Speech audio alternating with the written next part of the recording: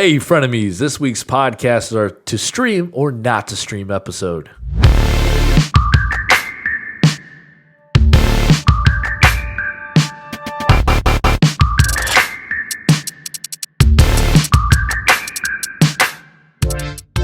Welcome back, frenemies, episode 92. I'm your host, Chris. To my right, the commission. 92. 92. Getting ever so close to that 100th episode. Fan interaction here. A fan, like we have a ton of them. Fan. Tim Cook. Where you been, man? I missed him. I never thought I would miss Tim Cook so much. I know. But I do miss him. Where's our bots at? What I was going to say is hit us up. We'd love for some interaction on what we should do for 100th episode. Got to do something special. Got to do something special. Maybe we do this shirtless? No. That's okay. I'm denying that right now. Great. Now all we're going to get is like stupid things we should do, not like actual fun. Oh, maybe some of the dumb stuff actually be pretty good. But anyways, we're going to jump into week 11 fantasy talk, but we're going to start with our fantasy reactions of week 10. And this love-hate relationship with the Colts backfield. Nyheim Hines goes It's all hate for me. 26 fantasy points. Yes, if you're a JTT owner, Jonathan Taylor, like my man to my right here, you are very frustrated. Yes. But should Nyheim Hines, after this week's performance, be rostered? Because I went to Fantasy Pros and I was checking to see who, like for waiver wire dudes, and I was surprised to see that he's not rostered more than I think he's only rostered about 30% of leagues. Yeah. He definitely needs to be rostered. This is going to be waiver wire. This will probably come out after waiver wire has released. But definitely somebody you got to pick up. They're truly going with this hot hand thing. Like, they're not joking. A lot of the times coaches will say that just off the cuff, but that is legit. If someone starts to look good in the game, they're going to go with him, which is why he's a little scary. And we'll get into later about, maybe some comparisons of who to start, but pick him up. He's a pickup, and for most people, start, not just keep him on your bench. When you pick him up, you play him. All right, but somebody that's going to be sitting on the bench for a few weeks. Or on the waiver wire. On the waiver wire. Drew Brees, 5 fractured ribs and a punctured lung from that sack. And he played. Yeah, he played a few more snaps with that craziness.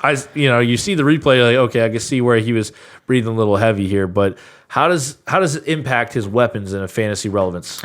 So I honestly think it's a complete crapshoot. We don't know what's going to happen, the way they're going to manage Jameis Winston. We know Jameis Winston. He is a gunslinger, which in theory should be great for the options, I would think. But I think Sean Payton being that coach that wants to put his players in the best situations, they may really dial up the run in the short pass game and just try to protect Jameis from himself. That's a little bit what I'm scared of happening. I have Michael Thomas. It's been rough as far as him coming back. I have a little bit of hope, like I said, because there is always going to be that gunslinger in him, and maybe he'll heavily target him. But honestly, besides Michael Thomas and Alvin Kamara, I'm just really wanting to wait and see what this looks like. Yeah, I think I had Jared Cook getting nothing. Yeah. In my Yahoo League. Nothing. I was like, are you serious? I mean, welcome to tight ends. Oh my gosh. We could talk about that, but I know every other podcast has this. The tight ends are just, if you don't have Travis Kelce, you're just in pain. Yes, you are. All right, so Ronald Speaking Jones. of pain. Talking about pain. This Sunday, watching games with him, he was playing in our local league, and he was playing my brother who had Ronald Jones. But let's talk about Ronald Jones here. A 98-yard run sends him up for just under 200 yards rushing. After the fumble, I mean, Bruce Arians, I got to give it to you. He's usually a doghouse type guy, and he actually continued to use Ronald Jones, and look what happened. Yeah, he's obviously better at running the football than Leonard Fournette right now. You take away that 98-yard run, he still would have had pretty darn close to 100 yards all by itself. Yeah, and with that score was was it 2 scores, right? No, just 1. I think he only had the one. Just had the 1. But still, he had all those. Oh, no, he had 2. Yeah, he had 2. He had all those yards before the 98-yard run, and Fournette was still being used. Yep. So you're seeing that even with the split carries, Ronald Jones made a lot of owners happy this weekend. And one guy I have to eat crow here, not really, because it's MVS. He goes for this guy, wide receiver 1 in fantasy this week. After I say don't touch him. Yep. From last week's episode, do we still touch him? Or we'll talk about that later. Might want to rephrase that. No, I'm not going to touch him. But we'll talk about it a little bit later. The quick point takeaway would be it's fluky. I mean, it's just, we talked about it. He may catch that long bomb, but you just don't know week to week what's going to happen with MVS. And Devontae Adams still had his share. Not the numbers of MVS, but he still had his touchdown and he still had his targets there. Other great receivers. The Steelers this past week against the Bengals, it was depleted secondary there in Cincinnati, but all of them seemed fantasy relevant. Yeah, I mean, Juju came back out. This is what we were hoping for. Deontay Johnson stayed healthy. That's through the whole game. Through the whole game. And look at what happens, 24 points. Oh, man. Yeah, I am excited for them, but I'm cautiously optimistic because they played the Bengals this week, and that is the big point of why they were all fantasy relevant. I don't think week to week that's going to continue. It's going to be that struggle we talked about where you just don't know who it's going to be. I like Deontay Johnson because of his ability to do the short yardage, which keeps him, when you need, even when the team is struggling on offense, you're going to get more targets than those other guys. Not a lot to take away besides the fact that I don't think this is something you can expect every week, but it is in the possibilities. So all three receivers, Juju Smith-Schuster, Deontay Johnson, Don't Chase do Claypool, this to me. all three, let's say they're I thought just you were in a gonna make me league. rank them. No, I'm not going to be that mean to you. But if you got one of those guys, Yes. you're starting them. Yeah, I mean I guess that's really what the nuts and bolts of it is. No matter You're going to what. put them in your lineup. They probably have a pretty good floor of that 5 point, but with the potential of getting over 20 points. weekly. Okay. I like that. So let's go to Matthew Stafford. He was a QB6 this week. He's on the waiver wire in most leagues. Should we pick him up? A lot, I think, depends on Kenny Galladay. But then again, he did do it this week without him. I think he's in that category from QB 10 to 15 where you can pick him up. He's a little safer, I think, than some of the other guys. We'll talk about Jameis later, but yeah, I think you can pick him up if you want that safety. I would definitely start him if Kenny Galladay is back. It's just been frustrating. I've had him on my team a few times, and they just have had some weird dynamics where he passes for a ton of yards, and then all of a sudden the running backs are the only ones that get touchdowns. So Yeah, well, that's pretty tough there. And then we got to talk about the Bills and Cardinals end game baby. drama, man. That was Big Morgan, awesome. call it. Yeah, I was so happy for you. The week before the Cardinals played the Dolphins, and a guy in our league is a huge Cardinals fan, and so that was fun for me. I couldn't root for the Cardinals. We have a pact where bad teams stick together, and we've rooted for each other's teams. Couldn't last week, but this week, add in the Bills being the team, and it just I mean, last 39 seconds of that game or something, you get a big Josh Allen to Stephon Diggs diving, catching the end zone to what they thought win the game, and then you get Hopkins mossing 3 guys in the end zone. Kyler Murray man rolling is out, good at football. tossing up a beautiful ball. I mean, that was a phenomenal ending, and maybe I screamed. Yeah. You see, in those seconds, if you had Murray or Allen, those last 39 seconds in your lineup, those touchdown catches helped you, or the touchdown throws, and then Diggs and Hopkins catching those. And with the yardage that both of them had, especially Hopkins, I mean, that completely flipped your fantasy points in just one play. Yep. All righty. Let's go to our next segment here. Party question. Ooh, yeah. Ian, would you like to go to a party in my pants? No. No, Brick. All right. I think Chris Let's wants go. to. Nope. Negative Ghost Rider. All right, so I'll take the reins here for this one. We're going to do something a little bit different. We're going to say, let's get to know Coach Chris. That's me.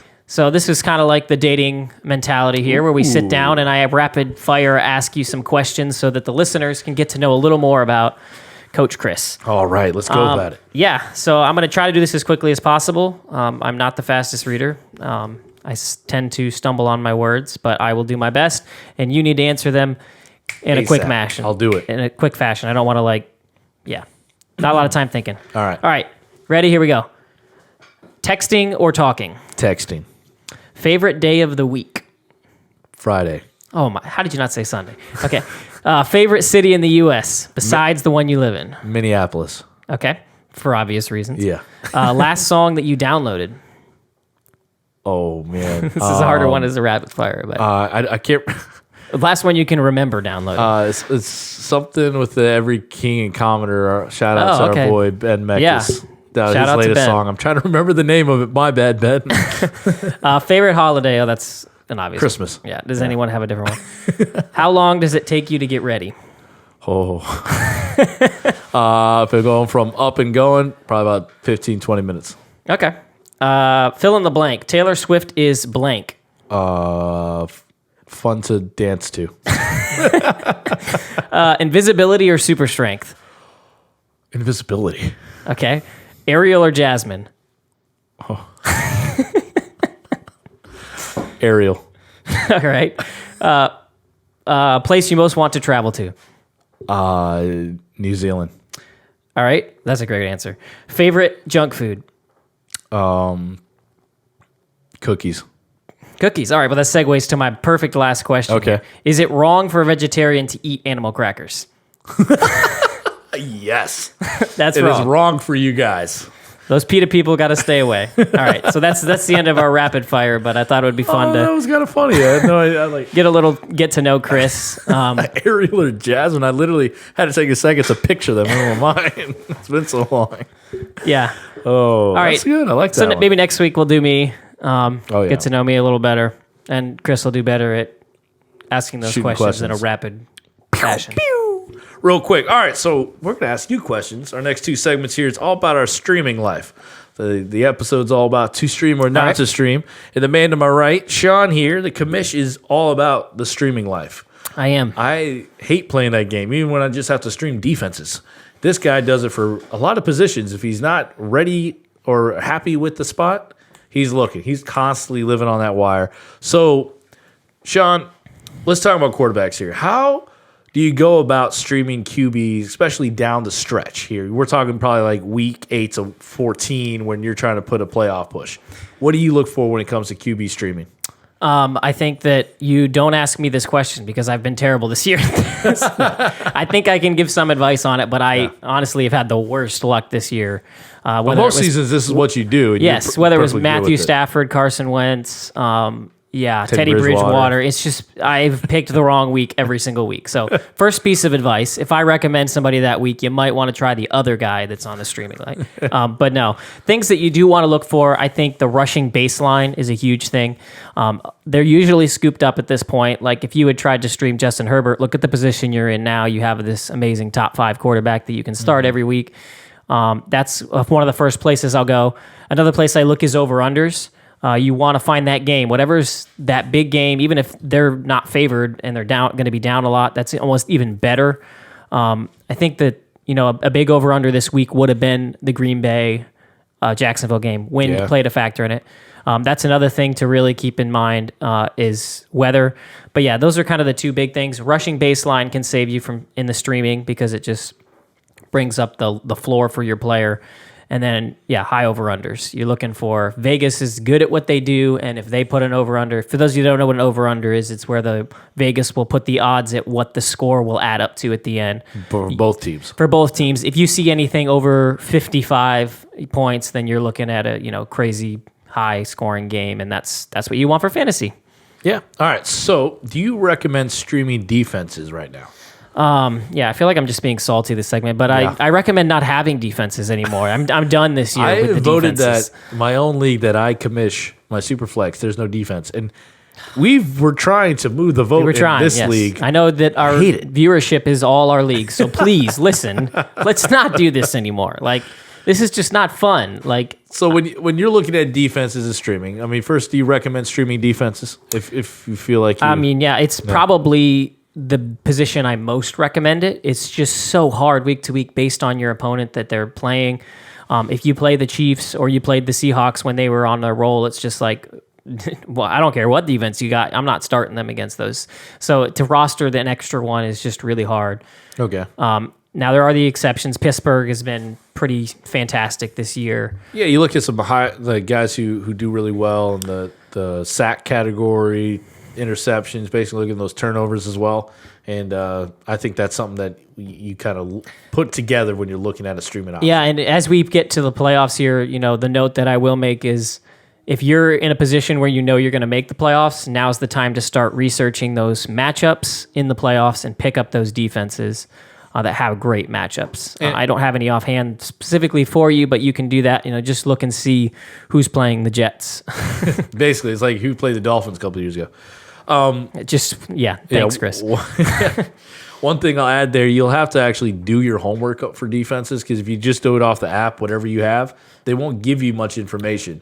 You'll have to look at box scores from the previous week. And that goes hand in hand with check your scoring. I mean, defense scoring is probably the biggest variance from league to league, and you just need to see what's rewarded, whether or not it's the total points scored or if turnovers and sacks are king, then you need to pick up those teams that either are playing someone likely to get sacked with turnovers. So if they're playing Daniel Jones, he's a great defensive option. But yeah, so one more question here for the streaming life.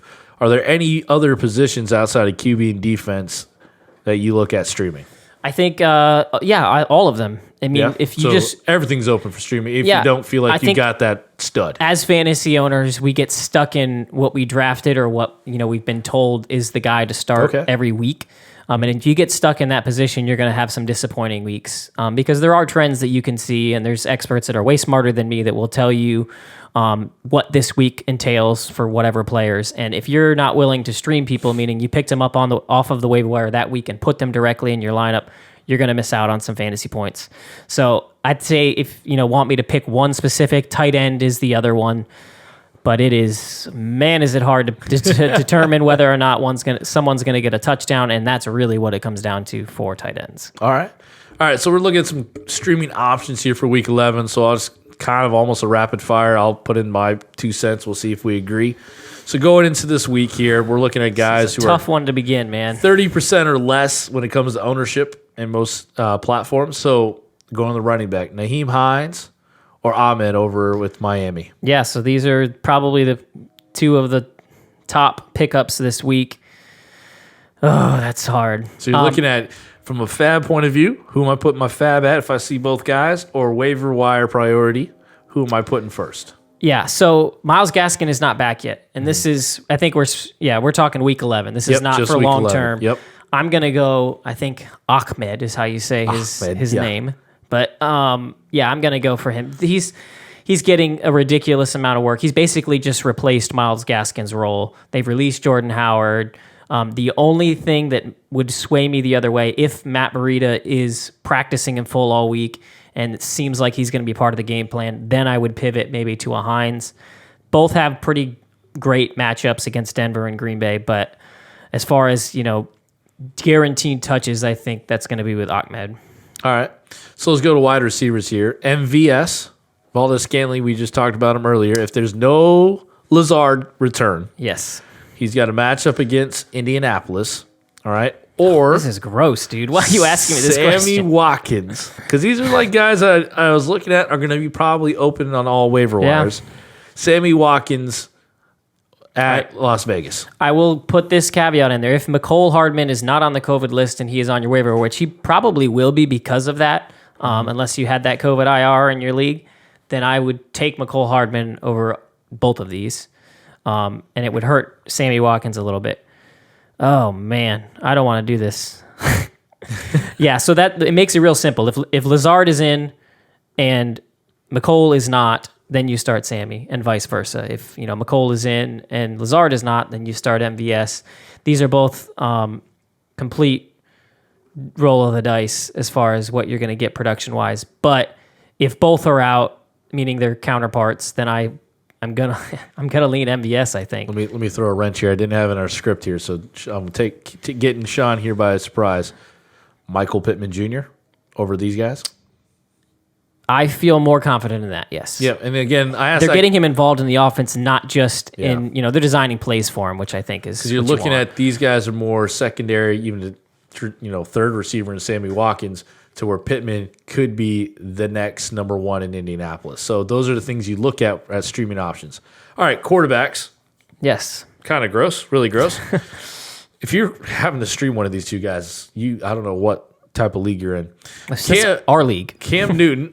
Leroy, shout out. You're going to have to stream one of these guys. Cam Newton at Houston or Jameis Winston versus Atlanta. Even though Sean Payton hasn't named a starter, we all know it's Winston. Which one of those two?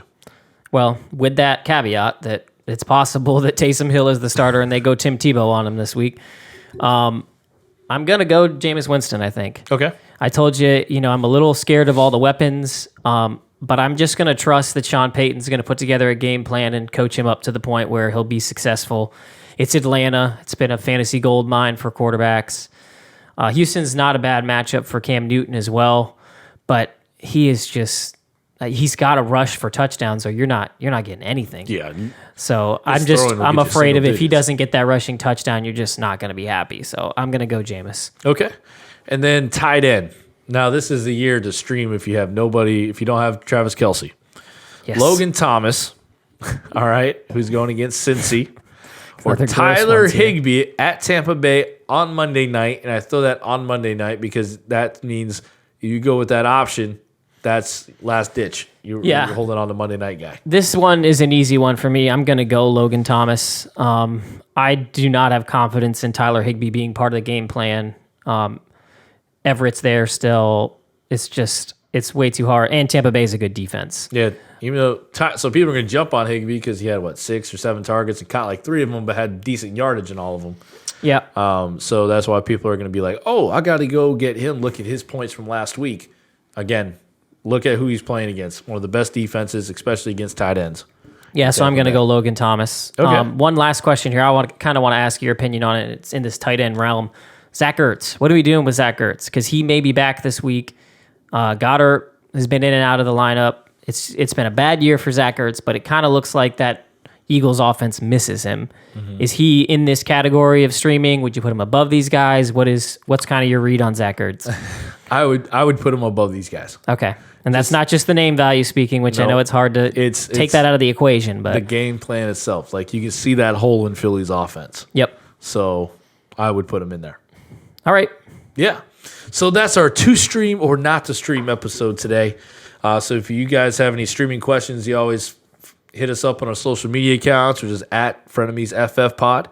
We're always on Sundays. Yep. We have usually like the faithful like group of guys. Sometimes we got about 5 or 6. Yeah, I was dudes. gonna say we got a couple of guys. We'd like a few more. So if you want to join that, we'll answer as many as we can. But hit us up when you have those streaming questions or start sit. These are things that we love mulling over. Yep. All right. So this is the what fun we're here part for us. All right. Anything else for our listeners before we tag out? I don't think so. Just check out 757 Podcast. We got more comparisons. Yes, we do. We're gonna compare the coaches, NFL coaches. NFL coaches to our league mates. All right. Yeah. So check that out. Thanks for listening, and we'll see you guys next week. All right. Deuces.